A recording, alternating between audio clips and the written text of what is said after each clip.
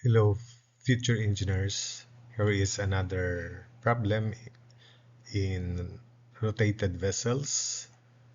I hope that through this example, you will be able to improve your thinking skills, particularly on problems about rotated vessels.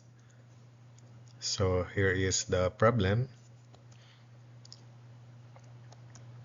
For the YouTube shown below, compute the maximum angular speed in revolutions per minute without spilling any liquid if the axis of rotation is A at about 1,1, B about 2,2, and C about 3,3. Ignore effects of surface tension and consider the diameter of the tube as constant but small compared to the other dimensions. So here is the given figure. This is the first axis of rotation. This is the second axis of rotation, and this is the third axis of rotation.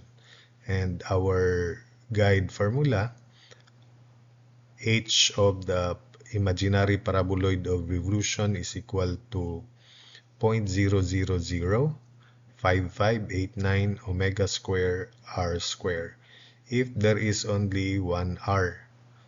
So if this is the axis of rotation, so looking at the figure, that means that this empty portion of the tube is 12 centimeters, 30 cm minus 18 centimeters, so that's 12 centimeters. By principle, the vortex of the imaginary paraboloid of revolution or parabolic surface always lies on the axis of rotation, and it passes through points of zero pressure.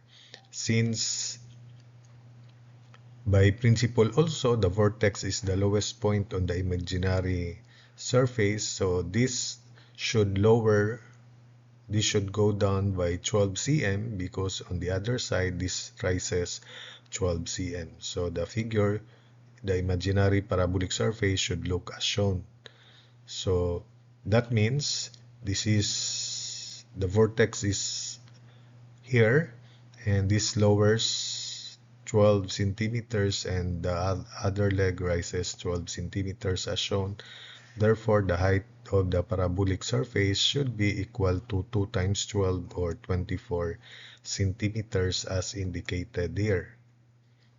So since h is equal to 0.0005589 omega square r square, where omega is in revolutions per minute, r is equal to 45 cm, or converted to meter, that's 0.45 meter. H is 24 cm, and that's 0.24 meter. So substitute into this formula, 0.24 is equal to 0.0005589 omega 1 square times 0.45 square. So using your calculator, omega 1 is equal to 46.05 revolutions per minute. We then proceed to the second axis of rotation.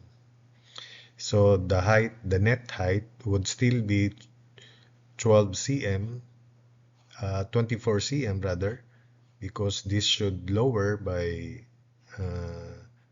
12 cm and that rises by 12 cm. This is now the axis of rotation.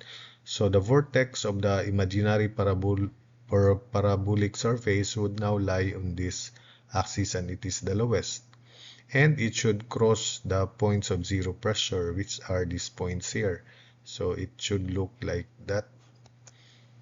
And since we have r left and r right, then the height of the paraboloid is, there are two heights of paraboloid. This is the vortex height. In the right side is the vertical distance from the vortex to that point there on the surface. And this vortex is not necessarily on the center line of this horizontal portion of the tube, U-tube. It may be below, it may be above, higher, but not necessarily coincident with the central axis of this horizontal portion of the tube. So it may be below here. But there are two heights. One, I'll call this HR, the vertical distance from the vortex to that point, H sub R, and the vertical distance from this point to the vortex as H sub left. Therefore, the formula would now be HR minus H left, which is equal to 24 cm or 0.24 centimeters equals 0.0005589 quantity omega right omega sub 2 square, then quantity r right r sub r square minus r sub left square. So this is 30 centimeters and that is 15 centimeters. This is r sub r, the radius to be substituted into the formula, which is 0.3 meter. For that surface, the horizontal distance is 0.3 meter, and for that surface, the horizontal distance is 0.15 cm. So that is r sub left. So again, HR minus H left is equal to 0.0005589 omega sub 2 square quantity r sub r square minus r sub left square. Because this is supposedly HR, 0.0005589 omega 2 square r sub r square, and 0.0005589 omega 2 square r left square is H left. So again, HR is the vertical distance from the vortex to that point, and HR, then H left is vertical distance from this point to this vortex here. So substitute 0.24 is equal to 0.0005589 omega sub 2 square quantity 0.3 square minus 0.15 square. So solving for omega sub 2 is equal to 79.76 revolutions per minute. We then proceed to this axis of rotation, and the angular speed, maximum angular speed without spilling any liquid is still omega 3, denoted by omega 3. So again, there are two heights here. The vortex lies on this axis of rotation and it is the lowest, and the imaginary parabolic surface passes through this point, the ultimate position of the surface of the liquid in the left tube, so that no liquid will be spilled. It still lowers 12 cm and this rises 12 cm. So it passes through this and that point. And I'll use orange colored imaginary parabolic surface to distinguish it from the first two. So we have H1, the vertical distance from this vortex to that vortex there. I still call it H left, and the distance, vertical distance from this vortex to that point there as H right.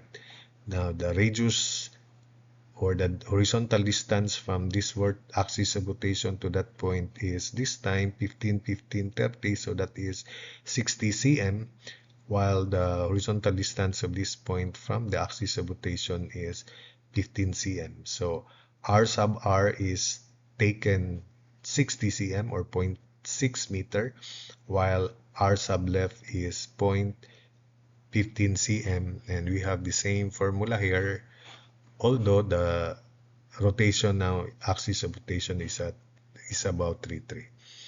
So same formula, and HR minus H left is still 0.24. R sub R this time is, as mentioned, 60 cm or 0.6 meter, and R sub left is 15 cm or 0.15 meter. So 0.24 equals 0.0005589 omega sub 2 square quantity 0.6 square minus 0.15 square. So solving for omega sub 3 is equal to 35.67 revolutions per minute. So that's it for this problem. I hope that you were able to understand the explanations and understand this solution here.